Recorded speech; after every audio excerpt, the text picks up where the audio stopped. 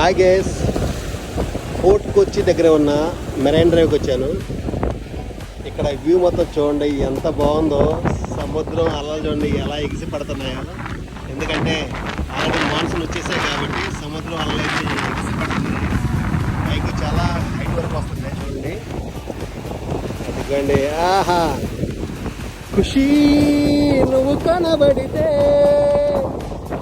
ఖుషీ నీ మాట వినబడితే.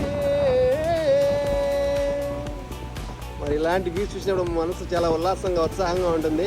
మరి అక్కడైతే మెరైన్ డ్రైవ్ ఉంది. ఆ మెరైన్ డ్రైవ్ దగ్గర నుంచి మేము అక్కడ వాక్ చేసుకుంటూ వచ్చాం.